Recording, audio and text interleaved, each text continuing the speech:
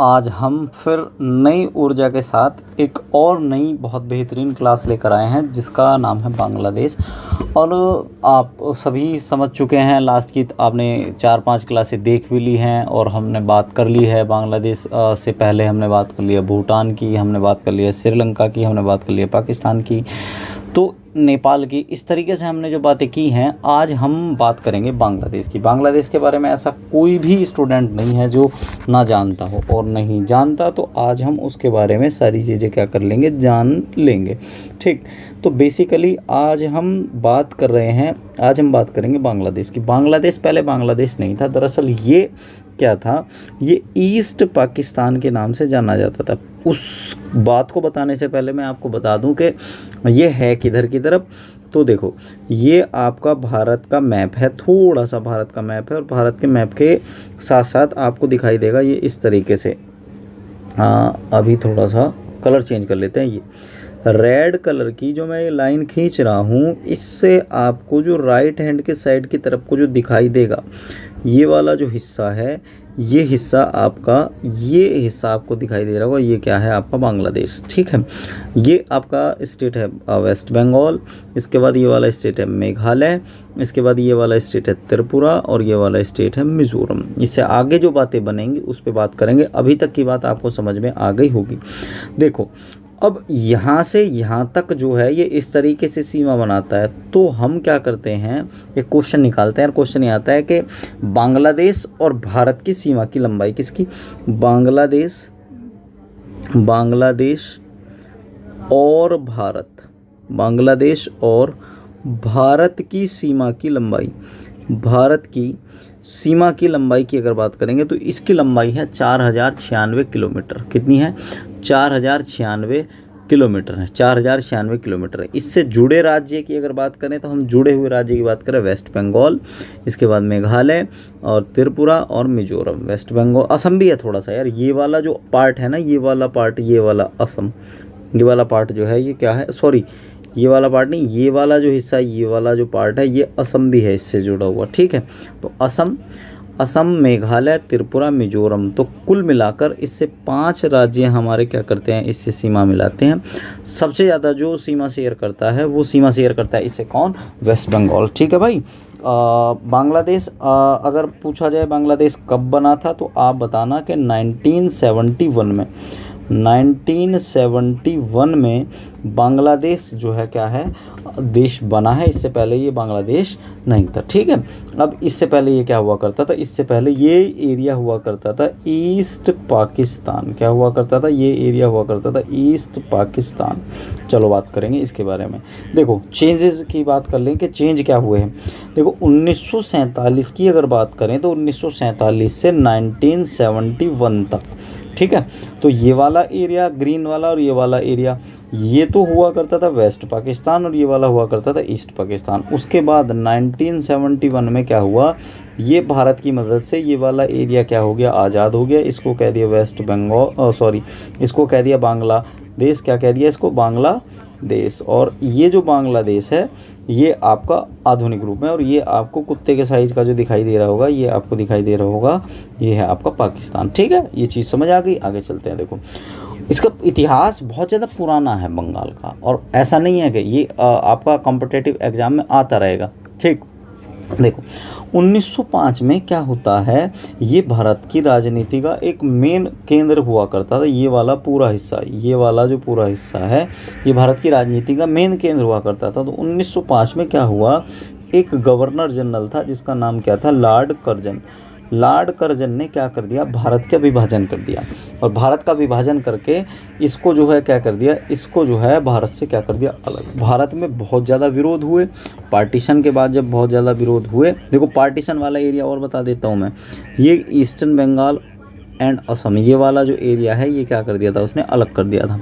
बहुत ज़्यादा विरोध हुए, विरोध के बाद जब दिल्ली दरबार लगा, तो दिल्ली दरबार के बाद 1912 में क्या होता है, बंगाल विभाजन को क्या कर दिया गया, रद्द कर दिया गया था। 1912 में बंगाल विभाजन को क्या कर दिया गया, रद्द कर दिया गया, और भारत की राजधानी कलकत्ता से, ठीक है ध्यान रखना, कहाँ से, कलकत्ता से, भारत की राजधानी कलकत्ता से कलकत्ता से कहाँ पहुँचा दी, कलकत्ता से दिल्ली पहुँचा दी। भारत की राजधानी कलकत्ता से दिल्ली पहुँच गई। और 1912 में क्या हो गया, बंगाल विभाजन को रद्द कर दिया। और एक चीज़ और है, 1912 में क्या हुआ था, इसमें लगा था दिल्ली दरबार। क्या लगा था इसमें, दिल्ली दरबार भी लगा था। ये वाली बात ध्यान रखना। दिल्ली दरबार क्या है, दिल्ली दरबार वो है कि जब वहाँ की महारानी आ रही है उसके स्वागत के लिए जो है क्या किया गया, बहुत भव्य जो है आयोजन किया गया। उस कार्यक्रम को कहा गया दिल्ली दरबार। ठीक है, चलो आगे बढ़ते हैं। अब यहाँ क्या है, अभी थोड़े दिन पहले ये क्या है चर्चा में रहा था कि मुक्ति युद्धों या मुक्ति का के युद्ध की स्वर्ण जयंती जो है बांग्लादेश ने क्या की है, बांग्लादेश ने बनाई है।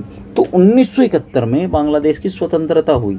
बांग्लादेश पूर्वी पाकिस्तान के दमनकारी शासन से आज़ादी दिलाई। भारत की बात कर रहे हैं, भारत ने आज़ादी दिलाई, बल्कि दक्षिण एशिया के इतिहास और भू राजनीतिक परिदृश्य को पूरी तरीके से क्या कर दिया, पूरी तरीके से इसको बदल दिया था। तत्कालीन अगर बात करें ईस्ट मैंने बताया भी है, पश्चिमी पाकिस्तान द्वारा बांग्लादेश पर सैन्य कार्यवाही से बड़े पैमाने पर शरणार्थी संकट उत्पन्न हुआ।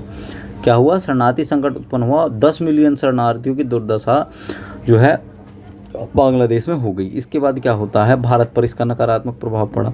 भारत पर नकारात्मक प्रभाव पड़ा तो इसके बाद क्या होता है, पाकिस्तान के खिलाफ जो जवाबी कार्रवाई शुरू करने के लिए भारत को प्रेरित करना पड़ा। और इसी दरमियान में भारत और पाकिस्तान का क्या हो गया, जो है युद्ध हो गया। ठीक है, और भारत का मतलब मेन मुद्दा ये नहीं था कि भारत क्या करे कि बांग्लादेश की इंटरनल जो राजनीति है उसमें इन्वॉल्व हो। इसके अलावा ये था कि वो बस किसी तरीके से अपने आस पड़ोस में शांति चाहता था। जो 10 मिलियन जो वो शरणार्थी हैं वो कहीं ना कहीं भारत की तरफ को देख रहे थे, तो वो भारत ना आ जाए, इसलिए भारत को क्या करना पड़ा था, जवाबी कार्रवाई करनी पड़ी थी। 1971 में क्या हुआ था, भारत और पाकिस्तान के बीच युद्ध हुआ था।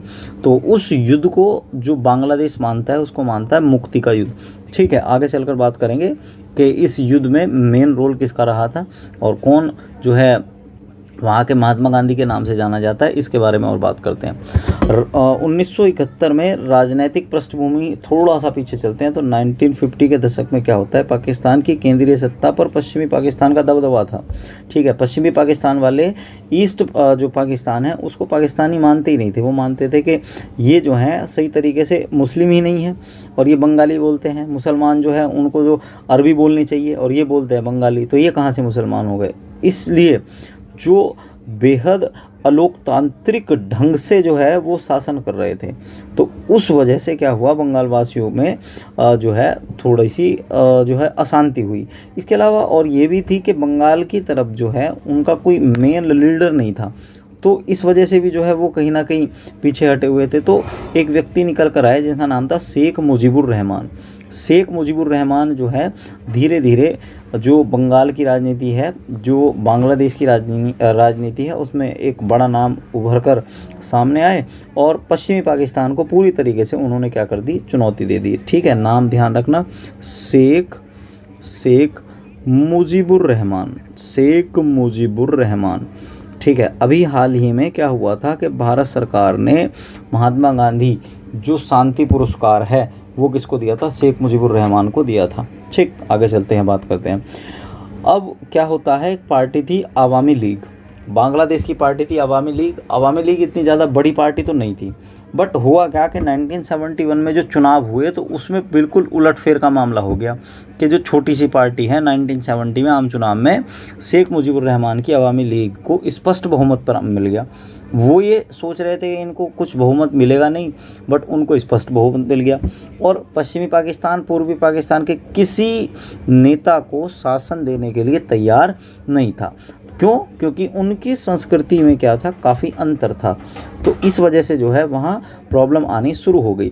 उसके बाद क्या हुआ, याहिया खान के नेतृत्व में पूर्वी पाकिस्तान जो बांग्लादेश के लोगों का सांस्कृतिक रूप से दमन करने की कोशिश की गई। याहिया खान कौन है, उस समय जो पाकिस्तान की सेना है उसकी सेना के प्रमुख हैं। ठीक है, उन्होंने पूर्वी पाकिस्तान पर भाषा, मैंने अभी बताया, भाषा, पहनावा, ओढ़ावा इत्यादि को लेकर तानाशाही रवैया अपनाना शुरू कर दिया।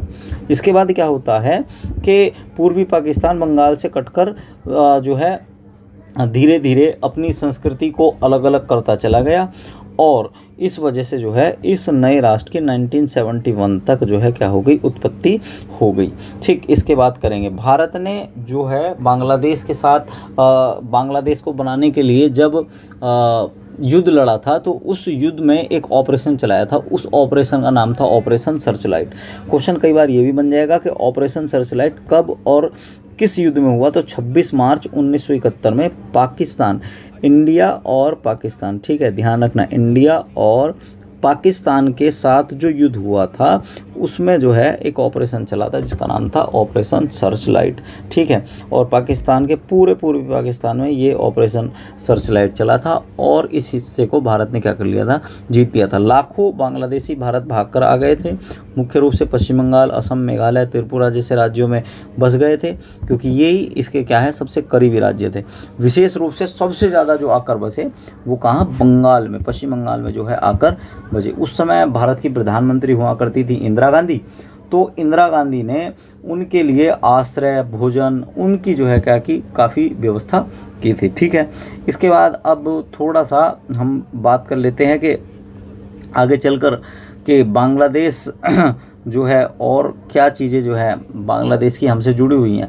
तो प्रो इंडिया आवामी लीग के अलग थलग होने से, प्रो इंडिया एक वहाँ पार्टी थी प्रो इंडिया आवामी लीग, इसको अलग थलग होने से रोकना जो है भारत का क्या था, मेन मोटिव था कि भारत के अनुसार अगर पाकिस्तान के गृह युद्ध में वो आवामी लीग की सहायता नहीं करता तो इस आंदोलन का नेतृत्व चीन के समर्थक पार्टी जैसे आवामी पार्टी, कम्युनिस्ट पार्टी के हाथ में जा सकता था। तो ये भी एक बड़ी मजबूरी थी। तो इस बड़ी मजबूरी की वजह से क्या करना पड़ा, जो है भारत को युद्ध में जो है भाग लेना पड़ा था। बहुत सारे लोग ये भी कहते हैं कि भारत को इस युद्ध में भाग नहीं लेना चाहिए था। तो आपको ये बात मैं क्लियर करा दूं कि प्रो इंडिया आवामी लीग अलग थलग होनी नहीं चाहिए थी और जो है अगर वो अलग थलग हो जाती तो होता क्या कि जो चीन की राष्ट्रीय आवामी पार्टी और कम्युनिस्ट पार्टी हैं उसके हाथ में पूरा मामला जा सकता था। इस वजह से क्या करना पड़ा, इस वजह से जो है भारत को युद्ध में उतरना पड़ा था। ठीक, समझ आ गई बातें। इसके बाद आंतरिक सुरक्षा, भारत जब भाई चाइना भारत के इतने करीब तक आ जाएगा तो आंतरिक सुरक्षा पर तो खतरा हो ही जाएगा। ठीक है, तो आंतरिक सुरक्षा पर भी खतरा था, इस वजह से भी जो है भारत को जाना पड़ा। उसके बाद सांप्रदायिक खतरा भी ये था, सांप्रदायिक खतरा ये था कि 90% मुस्लिम शरणार्थी पश्चिम बंगाल के सीमावर्ती जिलों में केंद्रित थे, कि ज़्यादातर जो शरणार्थी थे वो मुस्लिम थे और आ कहाँ रहे थे, हिंदू जो राष्ट्र है, हिंदू जो राष्ट्र है वो भारत, उसमें आ रहे थे और हिंदुओं की काफ़ी संख्या जो है वो कहाँ थी, बंगाल में थी। तो इस वजह से जो है सांप्रदायिक खतरा भी था। तो भारत अगर जल्दी से जल्दी कोई कदम नहीं उठाता तो भारत में क्या होता, सांप्रदायिक संघर्ष का खतरा उत्पन्न हो सकता था। इस वजह से भी जो है युद्ध हुआ। गुट निरपेक्ष की अगर बात करें तो इस शब्द का सबसे पहले जो उल्लेख किया था वो किया था पंडित जवाहरलाल नेहरू ने। ठीक है, पंडित जवाहरलाल नेहरू मिस्र के राष्ट्रपति, इन दोनों 2-3 लोगों ने मिलकर क्या किया था, गुट निरपेक्षता की बात करी थी। ठीक है, तो गुट निरपेक्षता पर भी जो है धीरे धीरे जो है प्रभाव पड़ने लगा था। तो हुआ क्या उस समय कि कूटनीति के स्तर पर भारत ने अकेले यह कार्य नहीं किया। प्रधानमंत्री इंदिरा गांधी ने दुनिया के नेताओं को इस कार्य के लिए सावधानीपूर्वक तैयार किया और पूर्वी पाकिस्तान के उत्पीड़ित लोगों के लिए समर्थन का आधार बनाने में मदद की थी। ऐसा नहीं है कि वो अकेली इस चीज़ को कर ली थी। उन्होंने गुट निरपेक्षता का मतलब है ना तो वो किसी यूरोप के गुट के साथ गई, ना ही वो किसी किसके जो है वो अमेरिका के गुट के साथ गई। उन्होंने एक अलग से गुट बनाया कि जो उत्पीड़न करने वाले जो लोग हैं और उत्पीड़ित जो लोग हैं, तो भारत जो है उत्पीड़न करने वाले लोगों को, उत्पीड़ित करने वाले लोगों को जो है एक आमने सामने नहीं आने देगा। तो उस वजह से जो है ये कह सकते हैं गुट निरपेक्षता बहुत बड़े लेवल पर चली और उस समय जो है इसका बहुत बड़ा प्रभाव भी पड़ा। 1971 में भारत और सोवियत संघ ने जो है क्या किया, संधि पर हस्ताक्षर कर दिए और शूट इन द आर्म के रूप में काम जो है उन्होंने करना शुरू कर दिया। और इस जीत से विदेशी राजनीति में भारत की व्यापक भूमिका को परिभाषित किया गया। आज की जो ये हम भारत की जो विदेश नीति के गुणगान करते हैं ना, तो उसका सबसे जो बड़ा मूल रूप जो रखा गया था वो रखा गया था कब, 1971 में। ठीक है, निष्कर्ष की बात करेंगे, इससे निष्कर्ष क्या हुआ, तो निष्कर्ष ये कि एक नया राष्ट्र बनाने में भारत की सबसे बड़ी प्रशंसा है कि उन्होंने जो है एक बांग्लादेश जैसा राष्ट्र बनवाया, और अपेक्षाकृत समृद्ध देश है, जो सबसे कम विकसित देश तो है ही पर विकासशील की श्रेणी में आ गया है। पूर्वी पाकिस्तान की राख से एक नए राष्ट्र बांग्लादेश का निर्माण करना भारत की अब तक की सबसे बड़ी कूटनीतिक क्या होगी, जीत है, ये मान सकते हैं। ठीक है, अब क्या करते हैं, तो अब आगे बढ़ते हैं कि भारत और बांग्लादेश के बीच क्या कोई विवाद चल रहा है या नहीं, तो उस पर बात करते हैं। तो तीस्ता रिवर डिस्प्यूट के भारत और बांग्लादेश के बीच, ठीक है, अब ध्यान रखना कि भारत और बांग्लादेश के बीच, किसके बीच, भारत और बांग्लादेश के बीच, भारत और बांग्लादेश के बीच क्या चल रहा है, तीस्ता रिवर डिस्प्यूट है। क्या है, तीस्ता रिवर डिस्प्यूट है।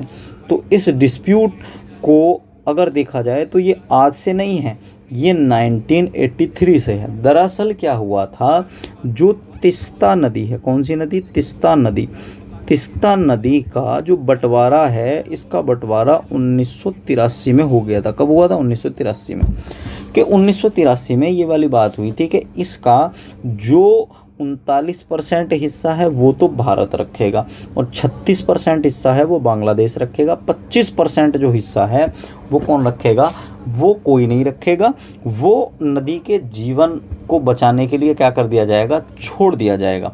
ठीक है, ये वाली बात जो है तय हुई थी।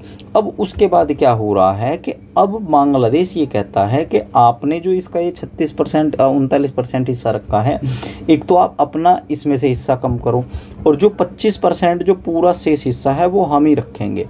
ठीक है, तो इस चीज़ को लेकर जो है क्या है, विवाद बना हुआ है। बांग्लादेश और भारत की अगर बात करें तो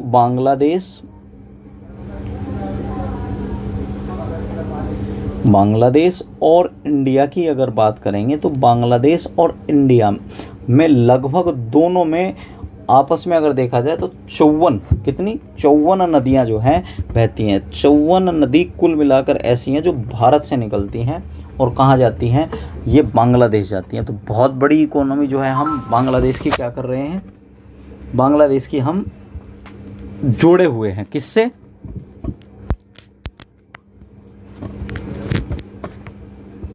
कि अभी तक ये क्लियर हो गया कि इसका बंटवारा जो है 1983 में हुआ, कितना पानी किसके पास है।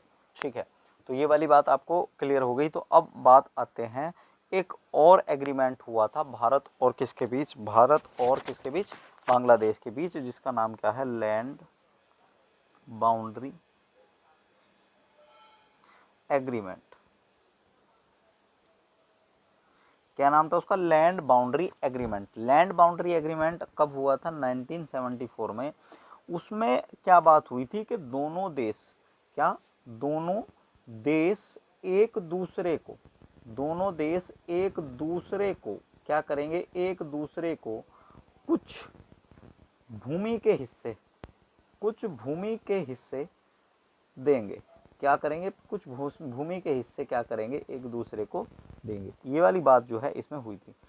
2015 की अगर बात करें तो 100वें संविधान संशोधन के द्वारा जो है कुछ हिस्से जो है क्या किए, एक दूसरे को दिए गए। ठीक है, क्या किए गए, कुछ हिस्से एक दूसरे को दिए गए। अब इसमें जो दो वर्ड निकल के आएंगे आपको दिखाई देगा, तो इसमें आपको दिखाई देगा, एक वर्ड तो दिखाई दे रहा होगा आपको एनक्लेव, और एक वर्ड दिखाई दे रहा होगा आपको 3 बीघा कॉरिडोर। कौन सा वर्ड दिखाई दे रहा होगा, 3 बीघा कॉरिडोर। तो पहली बात करते हैं किसके बारे में, एनक्लेव के बारे में। एनक्लेव क्या होता है, देखो आपको ये वाला एरिया दिखाई दे रहा है, ये इस तरीके का। तो इस तरह की जो सीमा रेखा होती है, ये वाली जो सीमा रेखा होती है, ये बड़ी टिपिकल सीमा रेखा होती है। अब इस तरह की सीमा रेखा को सुलझाने के लिए कई बार क्या कर देते हैं, जैसे अभी हमने बात की कि एनक्लेव क्या है, ये कोई मान लो सीमा रेखा है, इस तरीके से कोई, ये इस तरीके से क्या है, कोई सीमा रेखा है। अब ये सीमा रेखा है, तो इस सीमा रेखा को क्या करना है, दोनों को एक दूसरे में बांटना है। मान लो ये वाला हिस्सा क्या है, बांग्लादेश, ये क्या है, बांग्लादेश है, और ये वाला हिस्सा जो है ये क्या है, इंडिया। तो इसमें यहाँ तक जो एरिया आ रहा है, ये वाला जो आपको जो ग्रीन कलर दिखाई दे रहा होगा, ये वाला एरिया मान लो बांग्लादेश का है। ठीक है। ये किसका है? बांग्लादेश का। ये वाला हिस्सा किसका है? अगर ये इंडिया का है तो ये क्या करें, दोनों के बीच में ऐसे कर लें कि चलो कुछ बंटवारा कर लेते हैं। और तो जो दो देश हैं, तो दो देशों में एनक्लेव की बात कर रहा हूँ मैं। एनक्लेव वो होगा जैसे भारत का कोई हिस्सा किसी दूसरे देश के अंदर होगा और इस दूसरे देश का हिस्सा भारत के अंदर होगा, तो इनके दृष्टिकोण से ये वाला जो हिस्सा होगा इसको क्या कहा जाएगा? एनक्लेव। तो एनक्लेव विवाद अगर पूछा जाए भारत के किस पड़ोसी देश के साथ है भारत का, तो एनक्लेव विवाद भारत का जो है वो किसके साथ है? एनक्लेव विवाद है आपका बांग्लादेश के साथ। किसके साथ? बांग्लादेश के साथ। क्लियर हो गई बात? ये बांग्लादेश के साथ एनक्लेव विवाद समझ में आ गया। एनक्लेव क्या होगा? ऐसा भूमि का हिस्सा जो भारत का है पर किसी दूसरे देश में है, तो उसको क्या कह देंगे? उसको कह देंगे एनक्लेव। ठीक, ऐसा भूमि का हिस्सा, ऐसा भूभाग जो भारत का है, भारत का है परंतु, भारत का है परंतु क्या है? वो बांग्लादेश में है।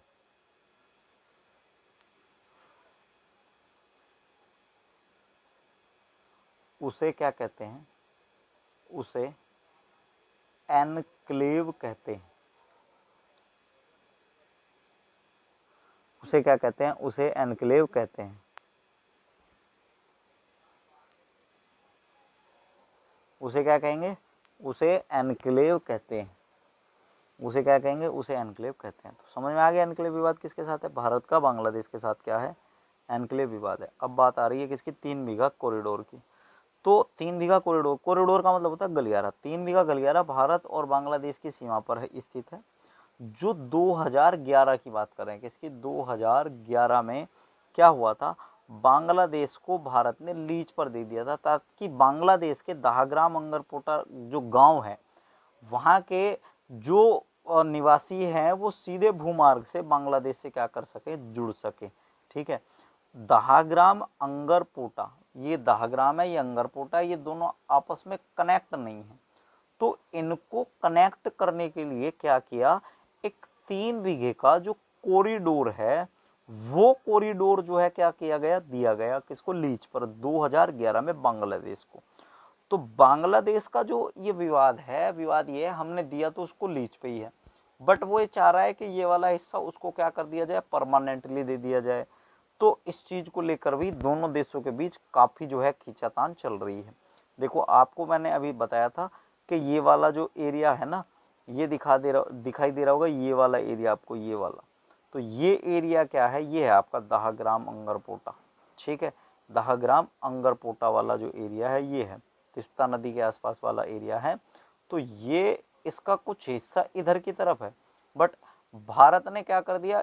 अब इस वाले लोगों को इधर से कनेक्ट करने के लिए सीधा लीज पर दे दिया ये एरिया, जिससे ये आपस में एक दूसरे से क्या रहे? कनेक्ट रहे। तो ये है पूरा मुद्दा। ठीक, आगे चलते हैं।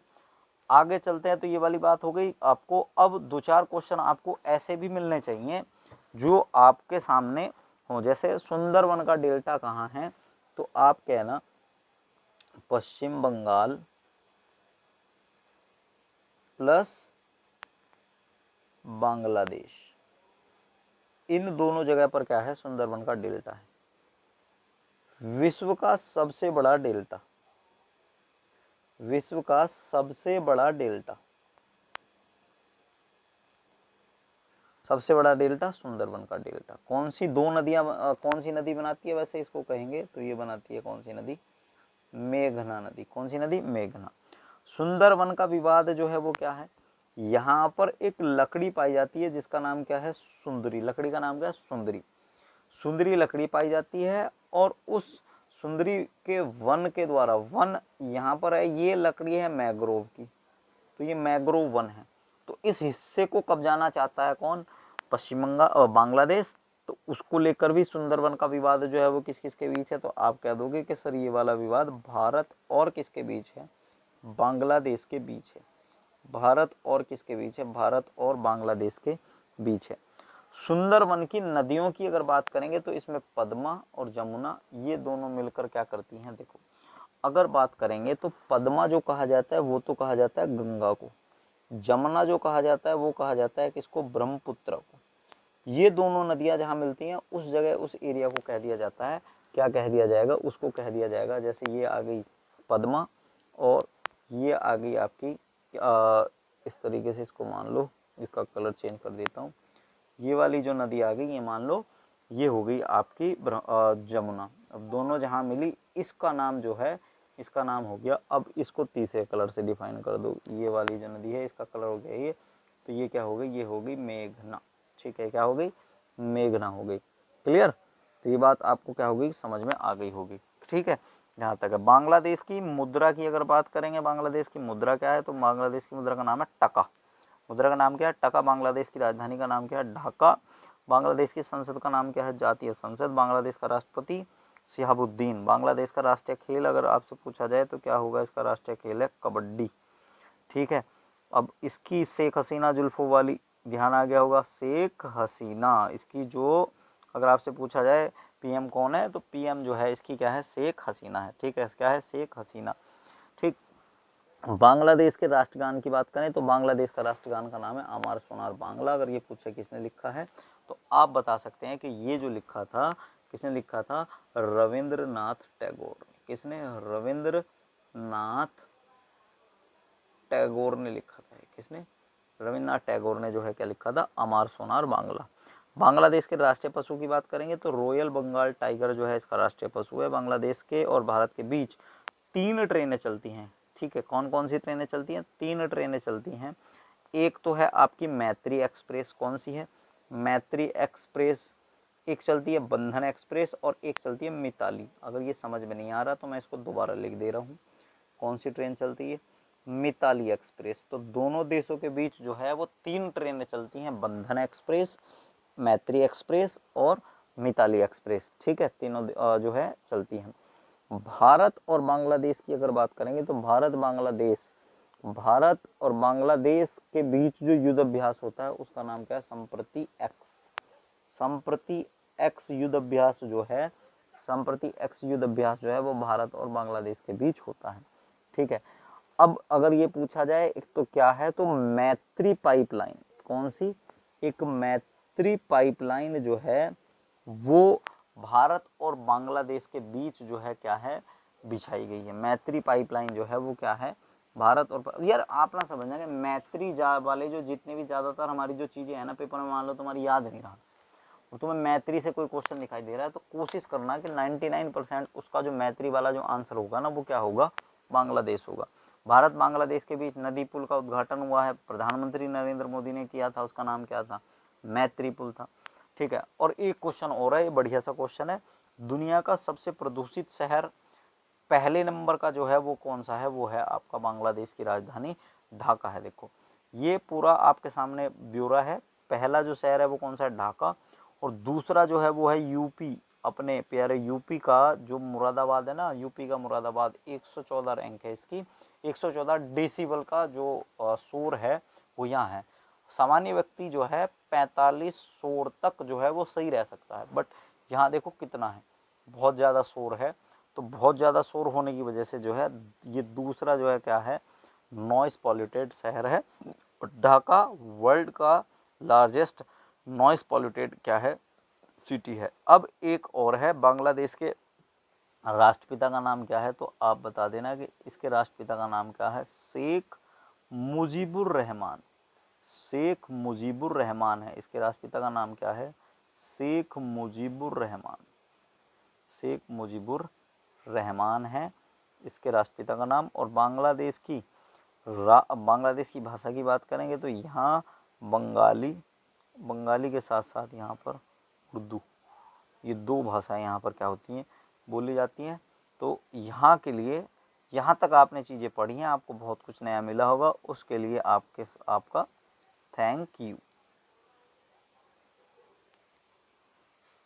देखो भाई, अगर आपको मेरी वीडियो अच्छी लग रही हो तो सब्सक्राइब कर सकते हो, नहीं लग रही तो भाई मैं जोर ज़बरदस्ती तुमसे कर नहीं सकता। ठीक है, ओके, धन्यवाद।